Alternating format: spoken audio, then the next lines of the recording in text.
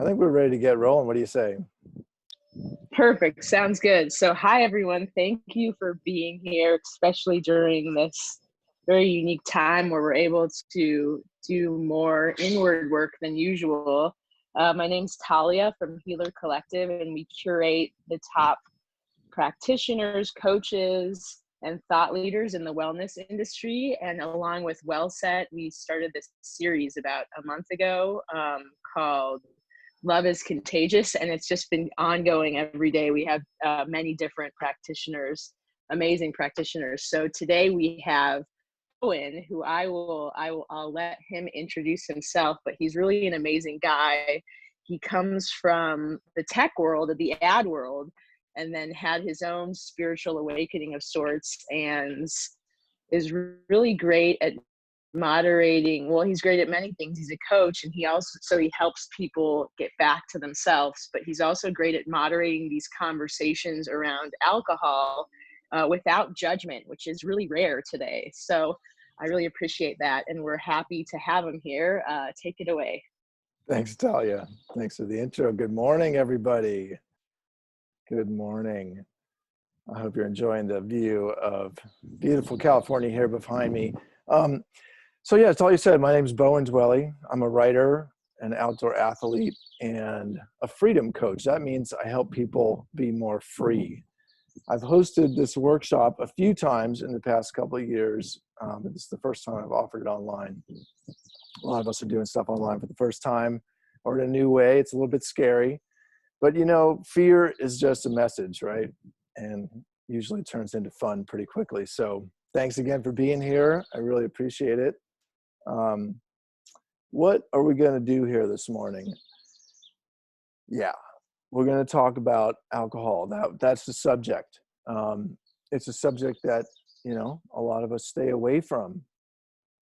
But we're not going to talk about it in the old way, like it's a problem with a disease that involves treatment and recovery and relapse and failure. And no, this negative mindset did not serve me. And I can only speak from my own experience. So I'm going to share a little bit of that and hopefully some new perspective with all of you. First of all, yeah, life could be a lot to deal with. And humans, we're pretty good at discovering mind-altering substances. They're not all bad, not at all. This is about self-awareness and making your own choices about what goes in your body. That said, let's not miss the straight fact that in the case of alcohol, the substance itself is very toxic. And if you make a habit out of drinking it, it'll drag you down. There's no two ways about it. It is a downer. For my part, at some point not too long ago, I realized how much it was dragging me down and also how much I had been fearful of change. And once I did change, how needless that fear had been and how long I had needlessly suffered. That experience is the main thing that has inspired me to become a coach. And although I don't work exclusively on the subject of alcohol, it is a big part of my practice. It feels great to be able to share how many of us now think about drinking, which is quite different than, let's say, the last several decades. And I didn't make this stuff up. There are a large number of authors, teachers, communities, and groups all working in this space, and I'll share a list with you at the end.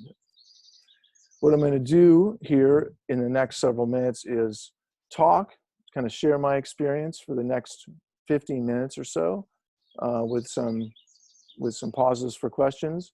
And then we'll shift into a discussion. First, I'm going to share a little bit of a story with you. As I talk, you'll hear me use I, you, we interchangeably.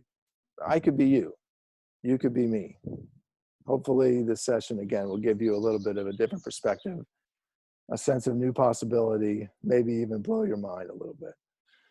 So again, using the chat, just to get started, I'd love for you to share what brought you here today. Is there something about how you've been living that you wish you could change? What brought you here today?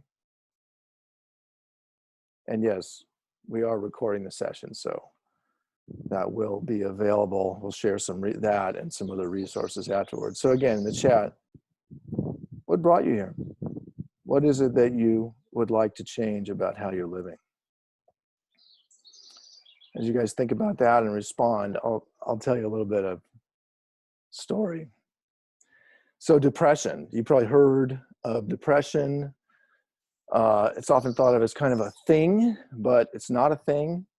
It's not a disease that you catch. It really describes, that word depression describes a pattern that some of us get into when life sucks and the suck just doesn't let go.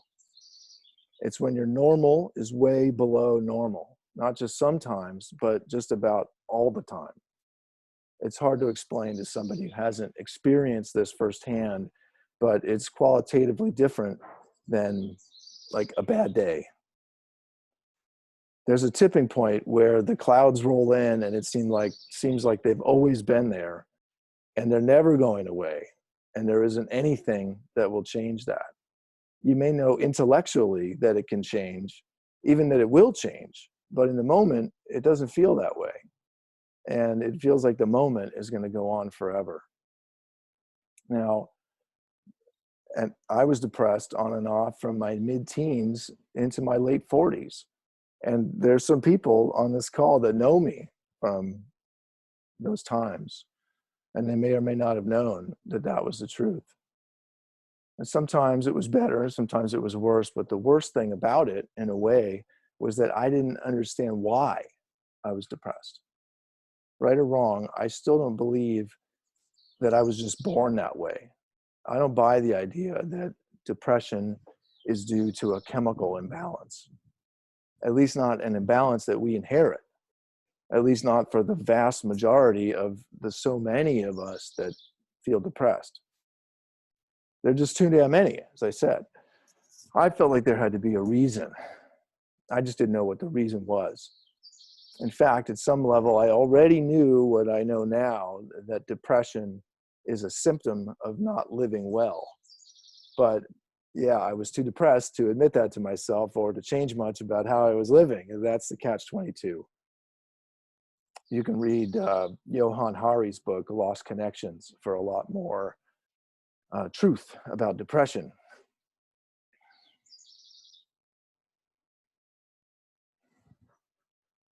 And I can see some of you sharing some of your own experience. Thank you.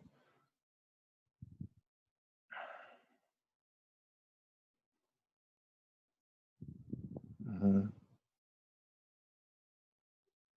Yeah, people talking about patterns, relationships. And we'll come back to those questions in discussion. Another question for you all here. Does anyone else feel like their normal is way below normal at times? And perhaps also without really knowing why? Again, me. That's where that comes from. So, as I said, this was kind of a lifelong pattern. And as I got into my 40s, I just turned 50 a couple months ago. As I got into my 40s, things gradually began to improve. And by the end of 2017, I had changed just about everything in my life compared to, let's say, a decade prior. I had sold the business that I had built over the past 15 years. I became a semi-professional athlete. I was guiding adventure trips in Brazil. I was playing drums, flying paragliders, swimming in the bay, and running miles of trail every week. I was living in Sausalito with a beautiful partner. We had just spent 2 weeks together in Japan. And then I was off to Brazil to go work as a guide, doing these long distance kite surfing trips. It sounds pretty good, right? And it was. And yet, back home at the beginning of 2018, I felt that familiar feeling, the slide into this dark place. And I knew that feeling, I knew where it could go, and I still didn't know why. That's the thing, I didn't know why I felt that way. Everything was going awesome, right? And yet again, I really believe that we are, regardless of genetics, responsible for our own well-being. And so I wasn't willing to just say, fuck it, I'm depressed, give me the pills. Instead, I did what I had always done to pass the time, kind of waited out. And after a day or three, really, it was more like 3 weeks, I had this flash that I had never had before. I saw myself sitting on the couch, watching TV, drinking. In fact, my girlfriend and I had been drinking a lot on our trip to Japan too, as I had been on my other trips. And this wasn't anything unusual for me. I drank all the time, not a ton, but all the time. And I had been drinking since I was 10 years old. 10 years old. I can show you a picture, more than one picture. That might take a minute to sink in, but it's true. I started drinking with my friends on a regular basis in 6th grade. And I don't mean like a few wine coolers, what an epic party. I mean, at least until we discovered all the other drugs that we could combine with alcohol, getting wasted was the main thing that we did together. So it was definitely kind of a habit. In that moment, something became clear to me that had, believe it or not, never occurred to me previously. I realized that drinking, not only was drinking making my depression worse, but that it could have been what was making me depressed all along. For the first time, I asked myself, whether drinking could have even caused what had become depression in the first place. I had always been looking for some deeper reason, why I hadn't gotten the rest of my shit together, why I wasn't happier, at least more of the time. But this realization forced me to consider whether it was drinking itself that was the number one way that I had been just plain living wrong, as Caroline Knapp puts it in her great book. I had always resisted the idea that it could be that simple. And, it's not that simple, but there it was, the truth. How do I know that it was true, so to speak, that this realization was right? Well, I don't, except that I knew that it was true for me right then, and that's proved to be the case. So while I had certainly understood that alcohol wasn't part of, the health and wellness program, I had never considered that connection between drinking and depression. And nobody had ever asked me, which is why I started doing this, to ask you whether you've ever considered really what effect drinking has. Anxiety, I should have said anxiety and depression, they kind of go hand in hand, and one often leads into the other.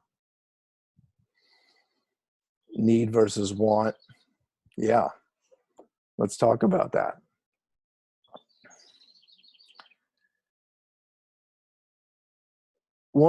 So let me tell you this. Once that connection became clear, the connection for me, in my case, between depression and drinking, once that connection became clear, I just lost the desire to drink. To be clear about what I'm saying, it's not that all of a sudden I found myself wanting to stop badly enough, or that I was finally able to sort of muster the willpower to resist the urge to drink. That was not my experience. I just lost interest. As I imagine, we all know, you can live with a hangover, even like 100 or 1,000 of them, but being depressed is truly terrible. And once I connected those dots, I just didn't want it any longer. It's not an intellectual process. This was just a change that happened based on a realization. So at that moment, my relationship with alcohol changed completely. And the idea that it held some promise for me, the possibility of sort of relief, let alone like some sort of unknown awesomeness, some enlightenment through alcohol, that was gone. I just didn't need to run any more experiments to see what drinking had to offer me, let's say.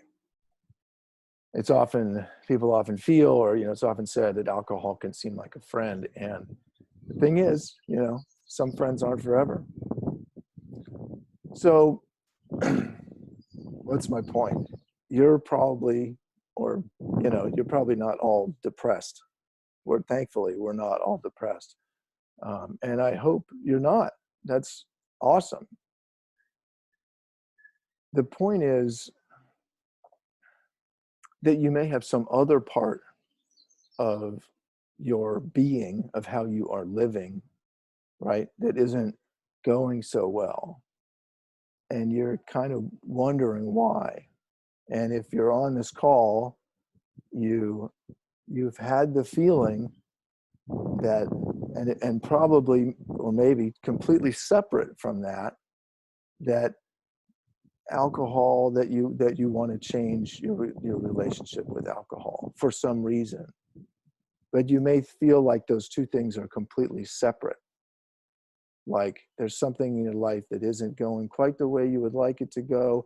And the way over here, it's like, yeah, maybe I shouldn't drink too much. But these two things, they're not related. They're not related, right? One doesn't cause the other. I've got some, other bigger reasons why I haven't gotten, why this part of my life isn't so satisfying. So my story here about depression is to illustrate that for me, those two things were way more connected than I would really had even considered. It wasn't even so much that I was not willing to admit it. I hadn't even really considered it. Again, no one suggested that they could be connected. Maybe I hadn't just done my homework. Taking space. Yeah, Chuck, I'm going to get to that in just a second. And then, thank you. It's a great point. So let's talk about change for a minute. Another question for you guys using the chat. What's your experience with change in your own life? Have you ever had the experience of changing or having changed some long-standing habit or practice in your life? I'd just like to hear some examples of changes that you've experienced. We tend to think that change is hard, and that habits are, we hear that habits are established sort of by force of will. The thing is, habits doesn't work like that. Habits result automatically from repeated behavior. It's not like you somehow form a habit before you start doing the thing, and then start doing the thing because you have successfully begun the habit. Habits are the behavioral manifestation. Habits are the behavioral manifestation of how the meat of the brain grows. Mark Lewis writes in The Biology of Desire, another great book, the way we experience things shapes our biological matter. And those biological changes, he's talking about the meat of the brain, shape the way we experience things subsequently. Desire-laced experiences mold the brain into a vehicle for creating similar experiences. He's talking about these neural pathways, right, that we've all heard about, that grow to support behavior that kind of works for us. You get good at what you do. This is how you get good at what you do.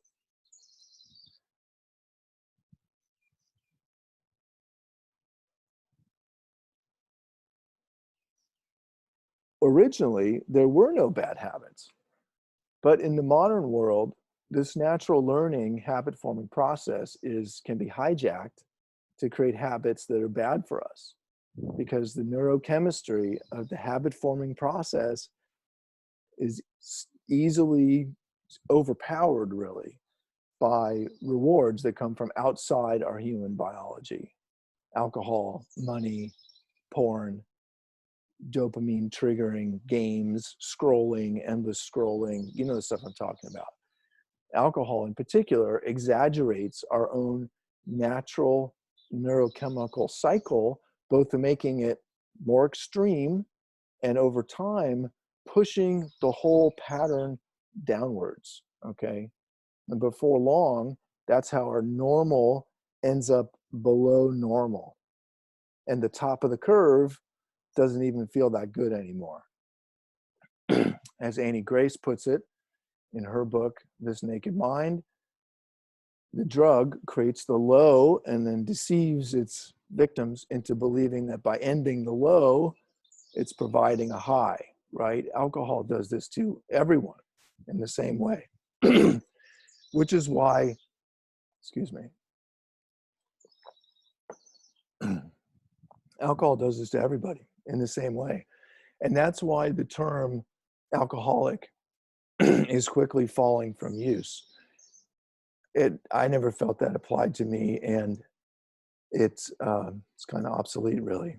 There is no condition that only some people have that prevents them from enjoying alcohol without consequences. It's a chemical reaction.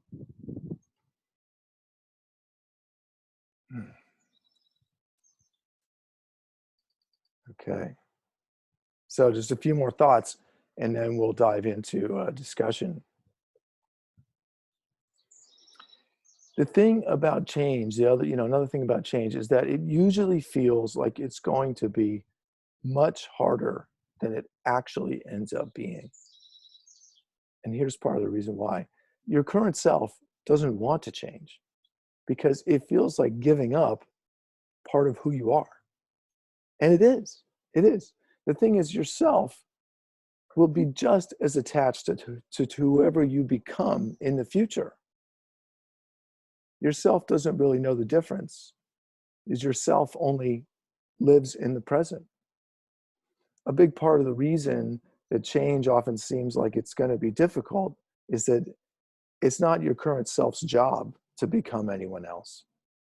It's your ego's job to defend and make the most of who you are right now. It's what I call the view from the inside, right? Your current normal looks real because it is. And what seems real and normal can also change quickly and dramatically. When I think about what my normal was when I knew Chuck 20 years ago, it was completely and totally different from my normal now.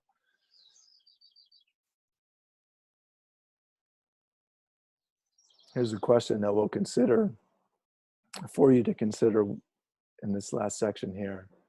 Who is your future self? Who is the future you?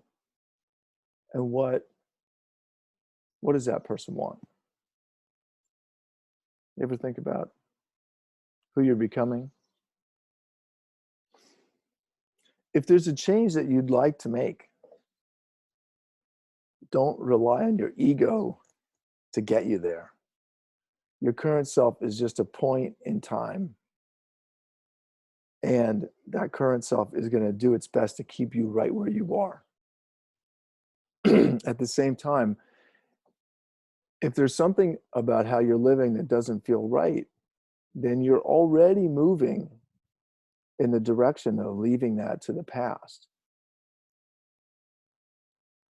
Both are true. If you can build a picture of the future self that you are becoming, are already becoming, that future you will begin to pull you forwards. That's what happened to me. I didn't finally decide to stop drinking. What happened was my future self finally saw clearly that, in my case, alcohol was depression's best friend, and didn't want anything further to do with either one of them. It wasn't a decision to finally stop doing something bad for me. It was an automatic shift towards greater wellness. And when what's good for us becomes clear, we do move we in that direction automatically. By the way, if you haven't read David Rico's beautiful little book, How to Be an Adult, sounds simple, right? Yeah, I highly recommend it. We'll have a reading list that I'll share at the end as well. So, and a big part of being an adult is telling the truth to yourself and to others.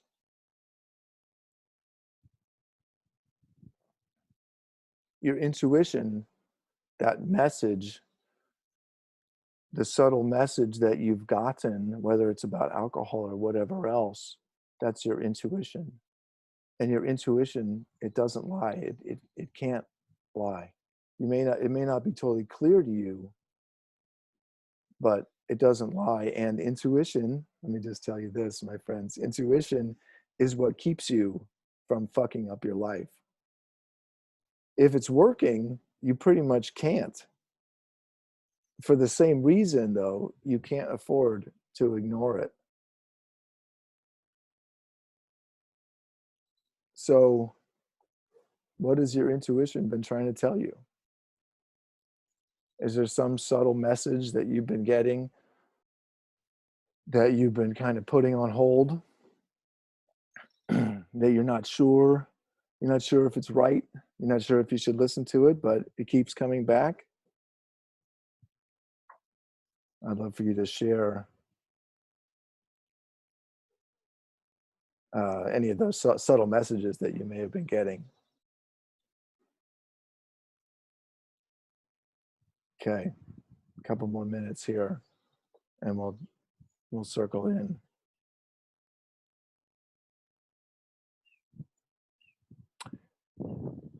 Behavior, if you know, one thing about behavior and about change, one more thing on that topic, right? Behavior, I said habits are driven by behavior. Behavior is driven by beliefs, right?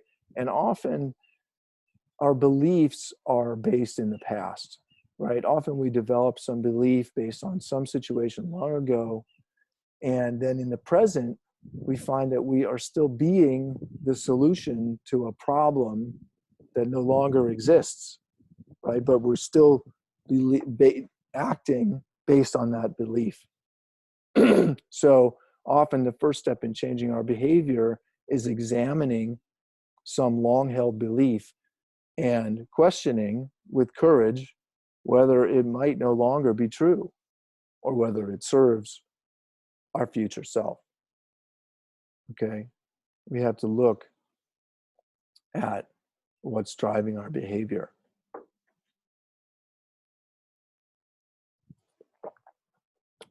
Another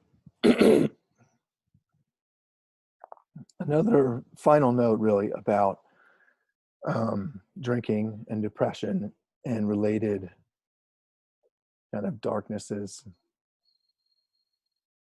Just like depression, you know, drinking is in a way is a symptom of not living well.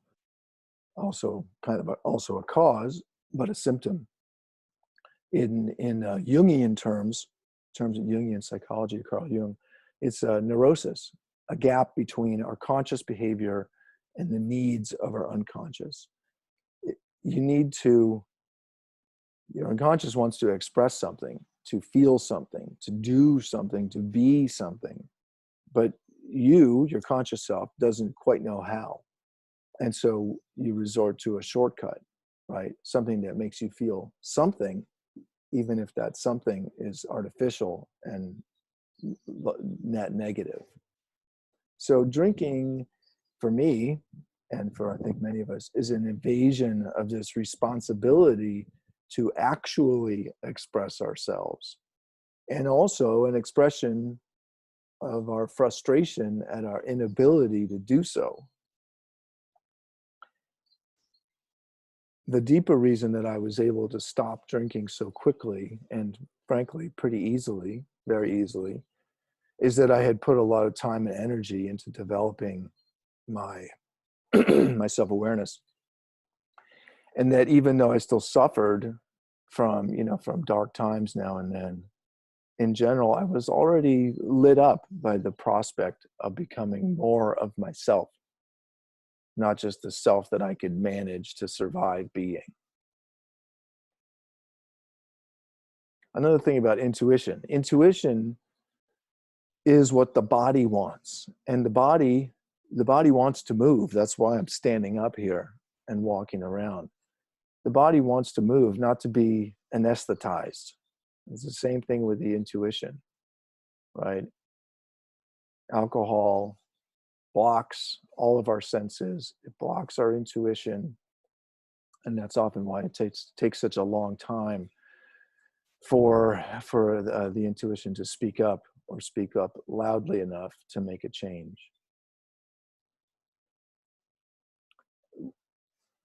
One final way of looking at this is that, you know, especially right now, as we're all kind of home alone, we're all hungry for vice. Drinking, and I mean, throughout life, right? Drinking can be a way of expressing and accessing a dark side of the self that otherwise, you know, it doesn't get much exercise in the modern world.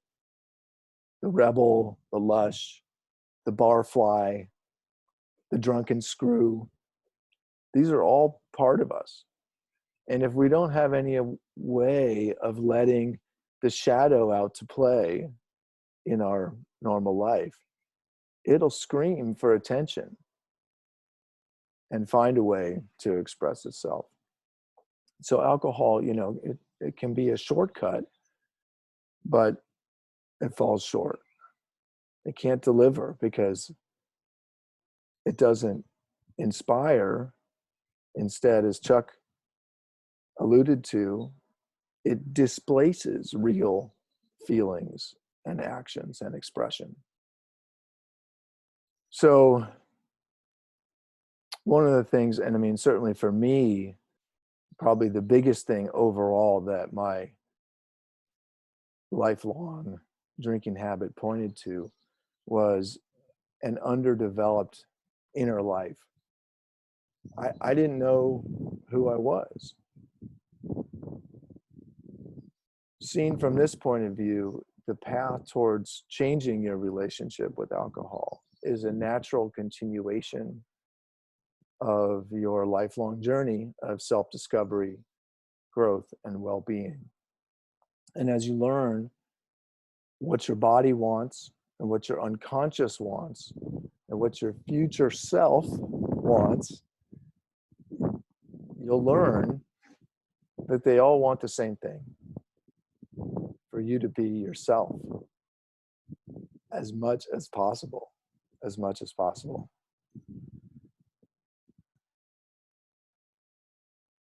Okay, so now the sun is on my head. Let me turn a little bit to change that.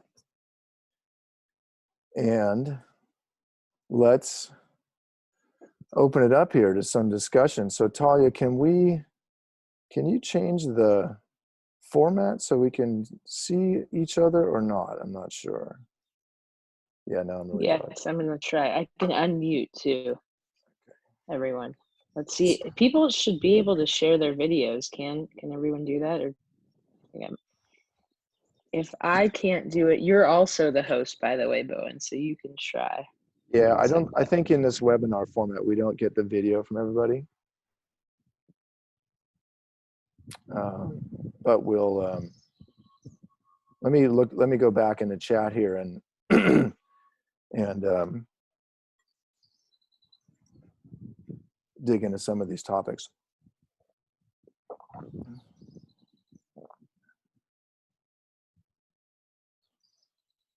Okay, I allowed everyone to turn on their videos. Okay. So let's see if that starts happening. I'd love to see some of you out there. So I'm just gonna, share some of what's in the chat here and kind of see what comes up.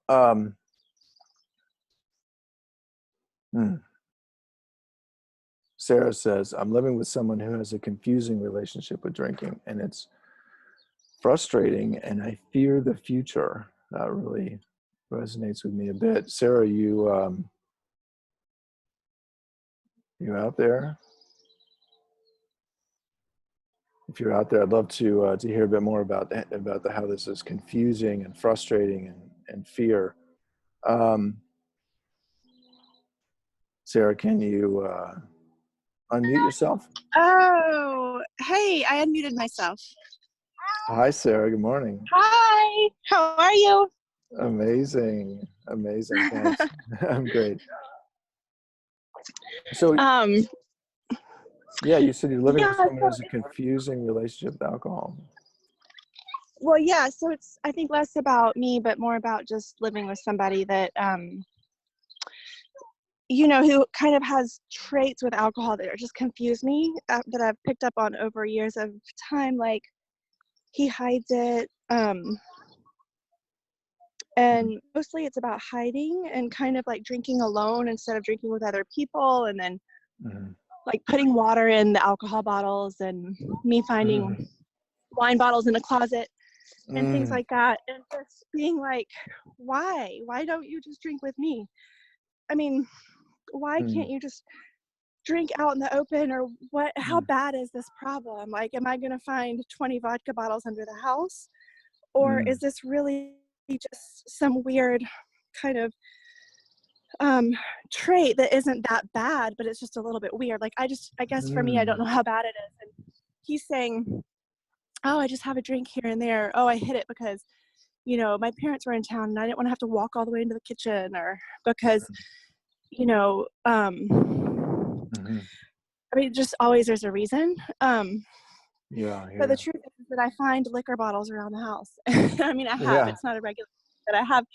And then I'm not, in fact, last night I woke up and I'm like, oh, I was so excited to like share that bottle of wine, and I bought it and it was sort of expensive, and it's half gone. And I didn't even, it's sort of disappointing and frustrating. And so I guess, I don't know if that's maybe not exactly what you're talking about today, because it's more of like, no, it's a good thing, but thank you for sharing that. yeah. I mean, aside from the direct, behavior, something that comes through to me and what you're saying is about confusion. And, you said that this feels confusing. And, I often felt really confused myself in the past. And when I reflect on that, what I find was that confusion is like cognitive dissonance. It's like I kind of know the truth, or I have an intuition, I have a feeling about a situation. I'm not sure whether to trust that, and I don't, and then my rational side is still kind of believing or wanting to believe something else. And so I'm in conflict, right? And I'm confused, literally. Right. And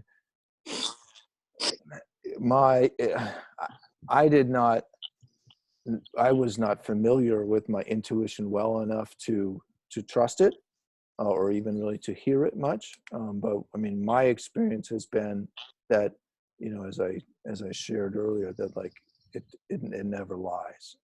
There's a message there, even if the message is not the obvious message on the surface. There's a message there that's very important. It's kind of like a dream, right? It might not be speaking directly to you. It might not be saying like, okay, this, your partner is, has a massive problem, or is, hiding and drinking all the time.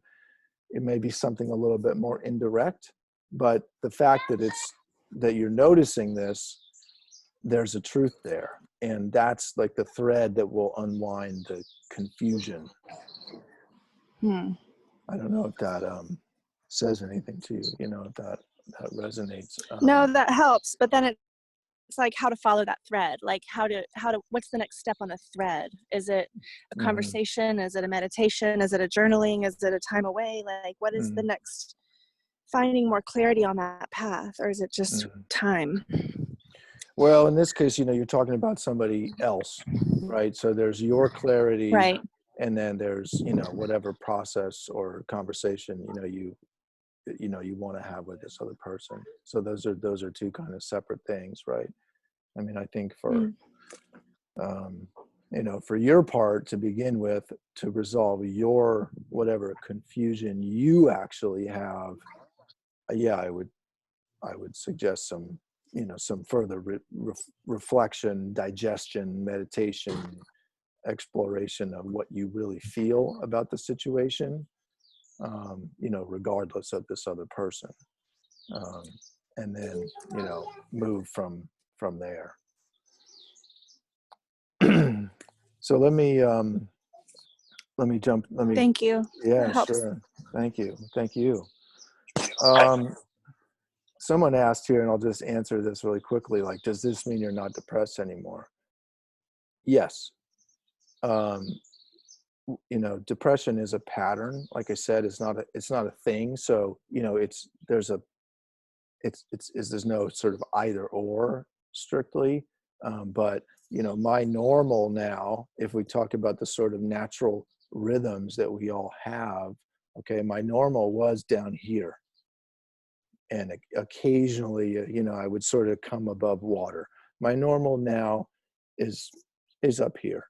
And my normal is also much smoother. That's one of the major changes that I didn't really touch on, but the rhythms of life, the rhythms of our life are meant to be mostly smooth. They're meant, actually, and I have a meditation on this that I'd be happy to share with any of you. The rhythms of our life are like the rhythms in the natural world. They're mostly gradual, gentle curves. Once in a while, there's some sort of, a landslide, a flood, a hurricane. But those are very rare, right? Our natural rhythms are not jagged, and they're not full of huge ups and downs. So no, I'm not depressed anymore. I still know what it's like, and I can still go low, but I'm not. Let's see what else is in here. Thank you all for sharing so much here in the chat.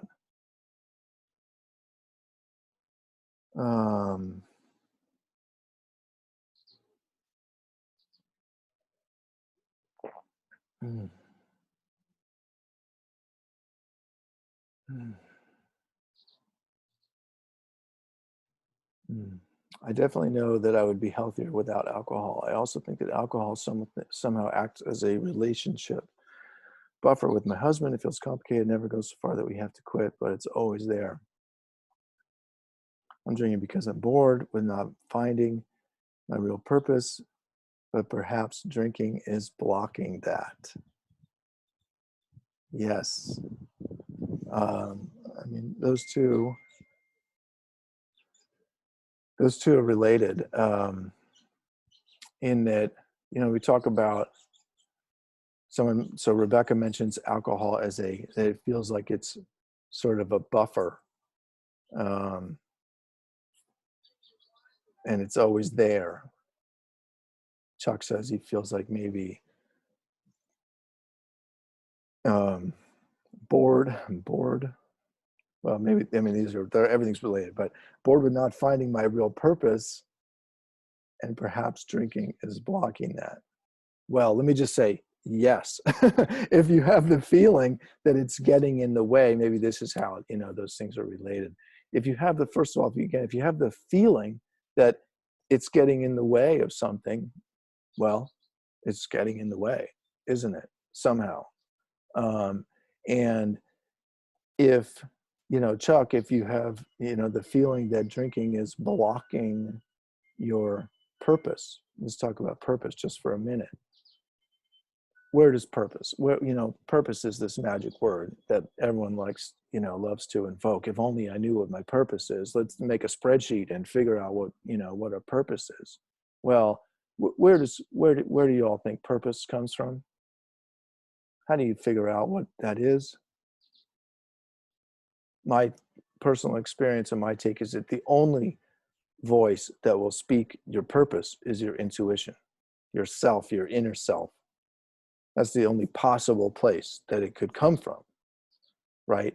And there just is no question, there's no question that alcohol, to some extent, greater or lesser, okay, it dulls all the senses. That's what it does. And it does dull that inner voice.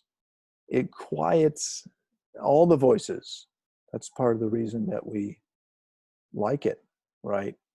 But so we end up in this negative feedback loop where we're bored, we don't know our purpose, we're drinking, okay? And then actually, you know, it's making it harder for us to ever figure out kind of what our purpose is. It seems like we're not going to find it.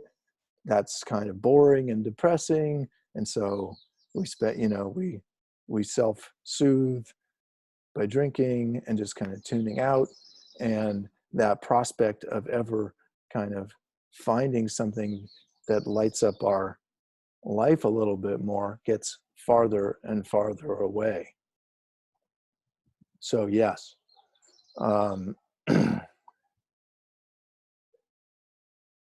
yeah, in relationship, I mean, it's, yeah, relationship. Rebecca, do you want to unmute and share a little bit more about your situation?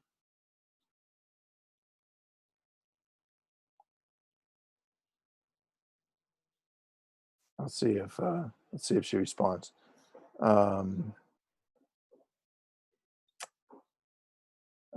There, Rebecca, hi. Let's see if I can unmute you.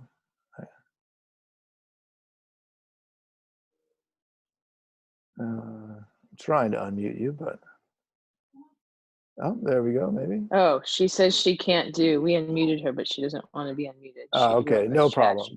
Yeah, got it. Yeah. Well, just to talk for a moment about what you said, you know, relationship buffer. Yeah. It can be that. It absolutely. I mean, it's often the case that again, I'll just talk from my own experience. I mean, pretty much every relationship I've ever had, you know, began to some extent with alcohol. And, you know, alcohol was a part of the relationship. It had a seat at the table. It made relating, at least at some level, easier because it quiets the doubts, it quiets the inner voice, it quiets, you know, and it does kind of relax our inhibitions. So it makes relating at, again, this kind of surface to mid-level easier, while at the same time blocking us from relating at a deeper level. That's the catch. And so you can stay, right? We can stay in this level up here, as I did for many, many years. And, you know, it's not the dating game. So, I mean, relationship is still my most challenging, the most challenging area of my life. So, you know, you can stay in this upper level. And as you said, it never goes so far that you have to quit or that you have to change that paradigm. You can stay there, but it's always there. And, you know, the fear, here's maybe a question for you to consider with your partner, Rebecca, is what are you afraid of, right?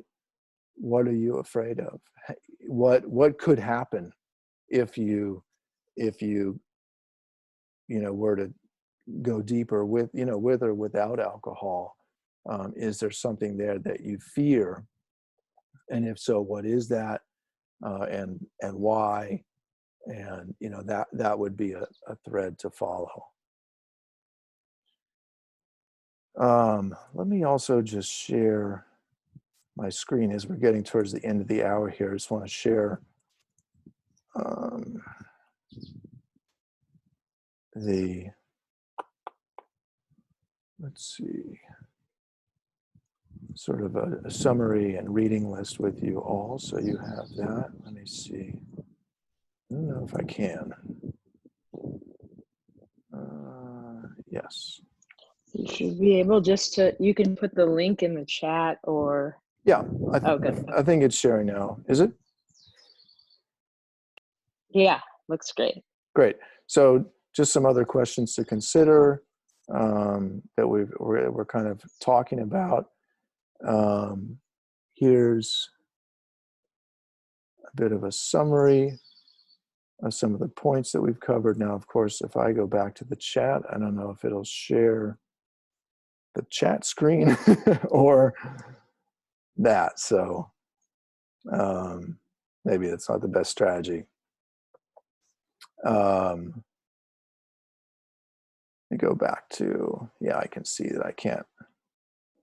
I'm going to go back to the chat here. So Ashley, can you discuss how to talk to a younger sibling who uses drinking as a crutch? They seem to have anxiety, not open to hanging out with alcohol. They're 27, still growing, turn into an angry drunk. One drink leads to 8. How do you talk to them about it if they're highly sensitive? Yeah, it's a great question. No problem, Ashley. I see you. It's a great point. And I'll just share with you what comes to mind. I don't know if I have the answer for you, so to speak, but the title of this session, this talk, and also of a piece that I wrote that you can find on my personal website, is Nobody Asked Me. Nobody asked me. Now, my life is my responsibility, so poor me, but I sure do wish that someone had asked me. And in particular, someone like a non-parent, because, our parents.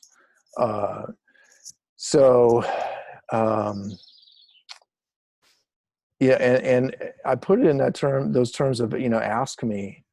Well, ask me, tell me, talk to me, bring it up to me, have a conversation with me. I mean, who knows, of course, in which moment, or, I might have been receptive to that conversation, but the fact that nobody ever, literally, really ever brought it up to me. And I'm talking about from, the very beginning, from my teenage years, right up until, very recently, nobody had, the courage to bring it up to me, because it is, a sensitive subject. Well, so if it occurs to you, as it has, to bring it up, one tactic that I use, I suppose, for bringing up difficult subjects is simply to say, I love you, and something has come to mind,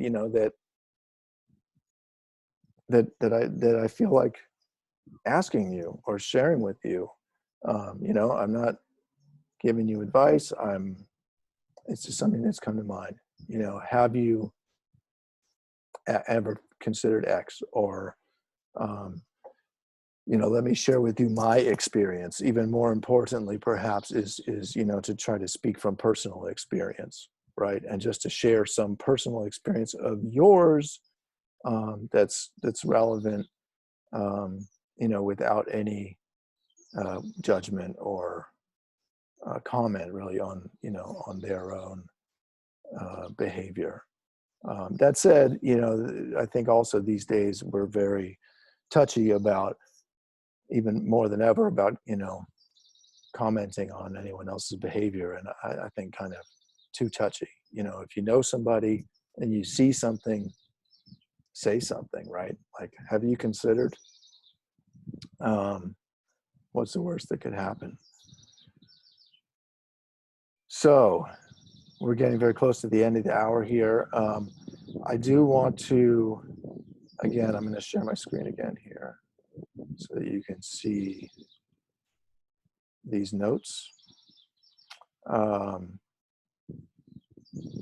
So some suggested reading.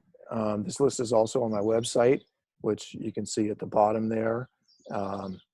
And these are just a few examples of, again, folks that are kind of working in this realm and have, written and spoken a lot more about this than I have.